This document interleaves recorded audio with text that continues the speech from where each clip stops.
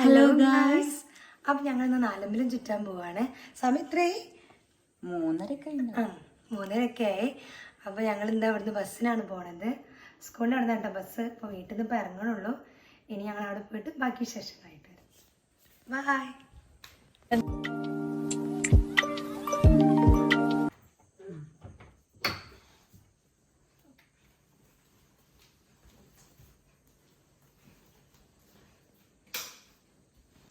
അപ്പം ഞങ്ങൾ ബസ്സിൻ്റെ അവിടേക്ക് നടന്നുകൊണ്ടിരിക്കുക കേട്ടോ. കുറച്ചും കൊണ്ട് പോകാനുണ്ട്.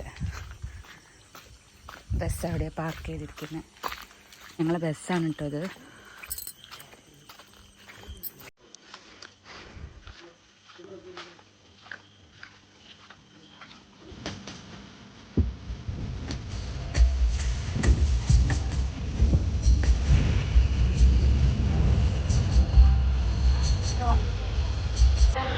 അപ്പം ഞങ്ങളെല്ലാവരും തൃപ്രയാർ ശ്രീരാമസ്വാമി ക്ഷേത്രത്തിലെത്തി കേട്ടോ. ഫസ്റ്റത്തെ അമ്പലമാണേ. അപ്പോൾ ഇതിനൊക്കെ ഒരു ഐതിഹ്യമുണ്ട്. ഈ 4 അമ്പലങ്ങൾക്ക് ഒരു ഐതിഹ്യമുണ്ട്. അത് ഞങ്ങളെ കൂടെ വന്നൊരു ചേട്ടൻ നമുക്ക് വിശദീകരിച്ച് തരുന്നുണ്ട് കേട്ടോ. നമുക്കത് കേട്ടാലോ.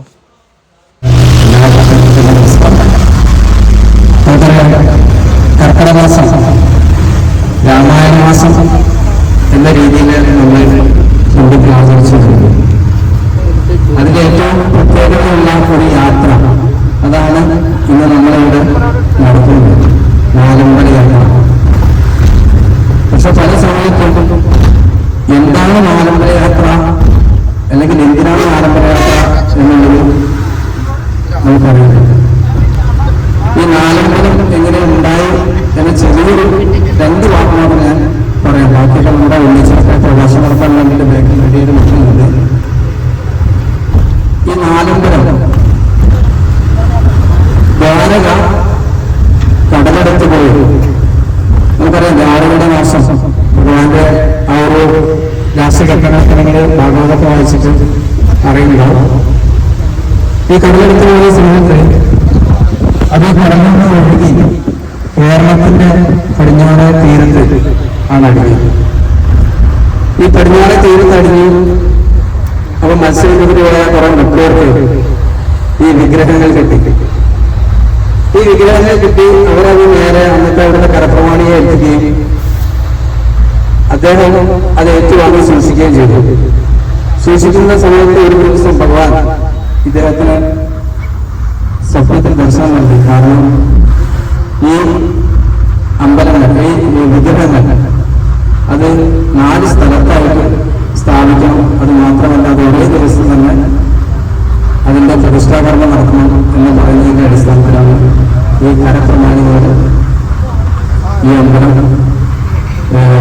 ഉചിതമായ സ്ഥലം കണ്ടെത്തി അതവിടെ പ്രതിഷ്ഠിക്കുകയും ചെയ്തു. നമ്മുടെ ലീഡർ അനേകം പറഞ്ഞ തൃപ്രകാരമാണ് നമ്മൾ ആദ്യം പോകുന്നത്. പിന്നെ കൂടുതൽ നിന്നും അവസാനം നമ്മുടെ ക്ഷേത്രത്തിൽ കൊണ്ടുവരുന്ന യാത്ര വീണ്ടും തൃപ്രകാരം അവസാനിക്കുക എന്നുള്ളതാണ് യാത്രയുടെ ലക്ഷ്യം.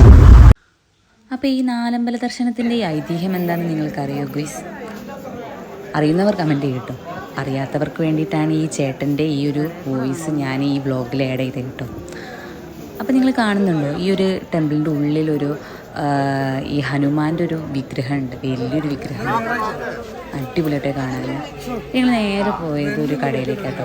ഒരുപാട് കമ്മലുള്ള കടയിലേക്കാട്ടോ. 2-3 എണ്ണം എടുത്തു. നല്ല കളക്ഷൻ ഉണ്ട്.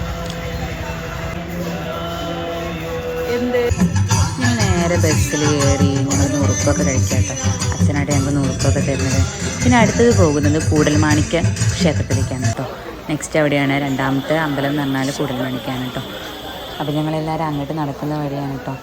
ഇതിൻ്റെ ഫ്രണ്ട് ഭാഗത്തിൽ തന്നെ ഇതിൻ്റെ ഒരു കവാടം പോലുള്ളൊരു സ്ഥലമാണ് കേട്ടോ. അടിപൊളിയാണ്. അതിൻ്റെ ഉള്ളിലേക്ക് കയറിയിട്ടുണ്ടെങ്കിൽ നിറയെ വരച്ച പിക്ചേഴ്സാണ് ഉണ്ടാവുക. ദൈവങ്ങൾ ഒരു മണിച്ചിത്രത്താഴ് എന്നൊക്കെ പറയില്ലേ, അതിൻ്റെ ഉള്ളിൽ കയറിയിട്ടുണ്ടെങ്കിൽ ഒരു മ്യൂസിയം മാതിരിയാണ് കണ്ടാൽ. അപ്പോൾ അതിൻ്റെ ഒരു ചെറിയൊരു വീഡിയോ ആണ് കേട്ടോ ഇത്. നല്ല കൊത്തുപണികളായിട്ടുള്ള വരച്ച ഇതൊക്കെ ഉണ്ട് അതിൻ്റെ ഉള്ളിൽ. പിന്നെ ഞങ്ങൾ അമ്പലത്തിൽ തൊഴുതു, പ്രസാദമൊക്കെ മേടിച്ചു. നേരെ ഇങ്ങനെ അവിടുത്തെ ചുറ്റോറൊന്ന് വലം വെച്ച് കണ്ട് പിന്നെ കുറച്ച് ഷോയൊക്കെ ഇട്ട് വീഡിയോ ഒക്കെ എടുത്ത് എന്താ അഭിനയം, പ്രഹസനം മാത്രം. അങ്ങനെ അത് കഴിഞ്ഞ് ഞങ്ങൾ നേരെ പോയത് ഒരു കുളത്തിൻ്റെ ഭാഗത്തേക്കാട്ടോ. അവിടുത്തെ ഒരു പ്രത്യേകതയാണ് ആ കുളം വലിയ കുളമാണ്, നമ്മളെ ഈ ചെറുതൊന്നുമല്ല കേട്ടോ. അത് ചുറ്റോറും ഇങ്ങനെ വലം വെച്ചിട്ടാണ് നമ്മൾ ഈ ഇതിൻ്റെ ഫ്രണ്ടിലേക്ക് എത്താട്ടോ. നിറയെ മീനുകളാണ്. കണ്ടിട്ട് എനിക്ക് തോന്നുന്നത് പുഴയത്തെ കരിമീനില്ലേ, നമ്മൾ ഈ കരിമീൻ പോലത്തെ ഒരു മീനാണ് കേട്ടോ. കരിമീനാണോ എന്ന് അറിയത്തില്ല. നെക്സ്റ്റ് 3ാമത്തെ അമ്പലമായ തിരുമൂഴിക്കുളം ശ്രീലക്ഷ്മണ പെരുമാൾ ക്ഷേത്രം. ഇവിടുത്തെ ഒരു പ്രത്യേകത എന്താണെന്ന് വെച്ചാൽ അവിടെ ഒരു അമ്പലത്തിൻ്റെ ഭാഗത്ത് ഈ തൊട്ടിൽ സമർപ്പണമുണ്ട് കേട്ടോ.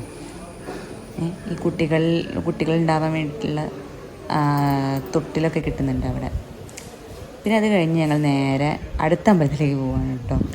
നല്ലൊരു പാട്ടോട് കൂടി ഞങ്ങൾ ലാസ്റ്റ് അമ്പലമായ പായമ്മൽ ശ്രീ ശത്രുഘ്ന സ്വാമി ടെമ്പിൾ അവിടേക്കായിട്ട് പോകുന്നത്. നല്ല ക്യൂ ആയിരുന്നു കേട്ടോ അവിടെ. എന്താന്ന് വെച്ചാൽ ഞങ്ങൾ സൺഡേ ഒന്നല്ല പോയത്, ഈ വർക്കിംഗ് ഡേ ആയിട്ട് പോലും നല്ല തിരക്കായിരുന്നു. അപ്പം നമ്മൾ തൃപ്രയാറിന് എത്തിയിരിക്കുകയാണ്.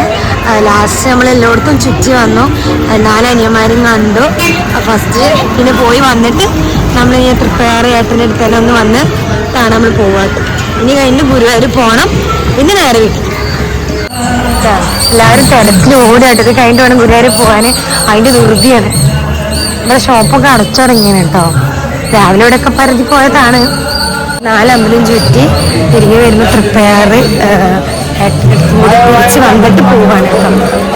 രാവിലെ ഇവിടെ നല്ല തിരക്കുണ്ടായിരുന്നു. ഇപ്പൊ തിരക്ക് കുറവാണ്. ലൈറ്റ് ഇപ്പൊ തിരക്ക് കുറവാട്ടോ. വിജയമായ അന്തരീക്ഷം. പക്ഷെ നല്ല യാത്ര ചെയ്തു കേട്ടോ. തിരക്കുണ്ടെങ്കിലും വലിയതായിട്ട് ബുദ്ധിമുട്ടൊന്നും ഉണ്ടായില്ല. ദർശനമൊക്കെ കിട്ടി. ഇപ്പൊ നമുക്ക് ഞങ്ങൾ കഴിച്ചില്ലേ, കഴിഞ്ഞ തൊട്ട് ലാസ്റ്റ് കയറി അമ്പലത്തിൽ തൊഴാനൊന്നും പറ്റിയിട്ടുണ്ടായില്ല. പക്ഷെ അച്ഛനൊക്കെ തൊഴുത് വന്ന്, അച്ഛനൊക്കെ ധൃതിയുണ്ട്. ബായ്. വെറും പുച്ഛം മാത്രം, സാരില്ല. ഇതൊക്കെ നമുക്ക് വിശാല കേസല്ല. എല്ലാവരും ചെരുപ്പ് ഇടാണ്ട് വന്നിട്ടോ. ഞങ്ങൾ ചെരുപ്പിട്ട് അത് ഊരിടാൻ പറ്റുന്നു. ജസ്റ്റ് ഒന്ന് പ്രാർത്ഥിച്ചു പോകും. യെസ്, ആരും കട്ടുണ്ടോല്ലേ. ഇവിടെ കേട്ടോ ഹനുമാന്റെ ക്ഷേത്രം. ഇവിടെ ഗതസമർപ്പണമൊക്കെ ഉണ്ട്. അവിടെ ഭയങ്കര സൗണ്ടായിപ്പോയി. അവിടെ ഗതസമർപ്പണം ഉണ്ട്. അത് കഴിഞ്ഞോട്ട് വന്നപ്പോൾ കണ്ടതാ. പക്ഷെ എന്തോ രസം തോന്നി ഞങ്ങളൊക്കെ വെക്കലുണ്ട് കേട്ടോ ഈ വട്ടം. പിന്നെന്താ ഞങ്ങൾ രണ്ടാളും ഉറങ്ങി ഇങ്ങോട്ട് തിരിയിടാൻ പറ്റി. ഏത് നീശമാധവല്ലേ പെടലി ആ അവസ്ഥയായിരുന്നു.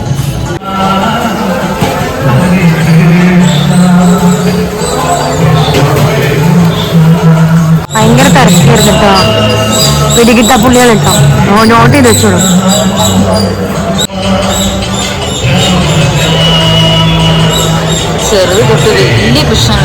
ഒരുപാട് കൃഷ്ണന്മാരല്ലേ.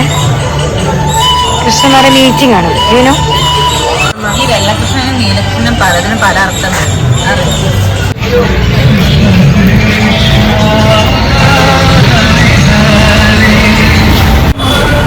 ഇനി നേരെ ഗുരുവായൂർക്കാട്ടോ.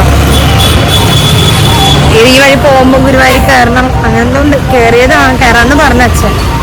എന്തായാലും ഇതൊക്കെ നേരത്തെ കഴിച്ചിലായിട്ടുണ്ട്. തൃപ്പയാറ്, കൂടൽമാണിക്യം, ശത്രുഘ്നം, പിന്നെ ഒരു സ്ഥലം കൂടി ഉണ്ട് ഓർത്തിട്ട് പറഞ്ഞ കേട്ടോ.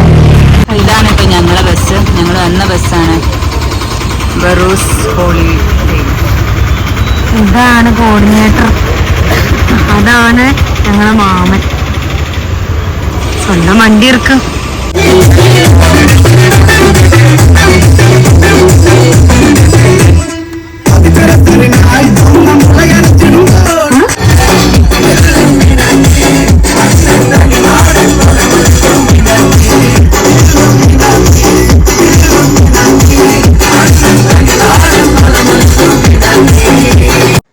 അങ്ങനെ ബസ്സിലുള്ള യാത്രയും ഡാൻസൊക്കെ കഴിഞ്ഞ് ഞങ്ങൾ ലാസ്റ്റ് ഗുരുവായൂരിലെത്തി. അങ്ങനെ ഞങ്ങൾ നടന്നുകൊണ്ടിരിക്കുമ്പോഴാണ് ഈ റൈറ്റ് സൈഡിൽ ഒരു നെസ്കഫേ കണ്ടത്. നമ്മൾ ഈ ഇൻസ്റ്റഗ്രാമിലും ഈ യൂട്യൂബിലൊക്കെ ഈ ഫുഡ് ബ്ലോഗേഴ്സ് ഇതിൻ്റെ റീൽസൊക്കെ ഇട്ടിട്ടുണ്ട് കേട്ടോ. അങ്ങനെ ഞങ്ങളത് കണ്ടിങ്ങനെ ഒന്നും വാങ്ങിയിട്ടില്ല കേട്ടോ സത്യം പറഞ്ഞാൽ.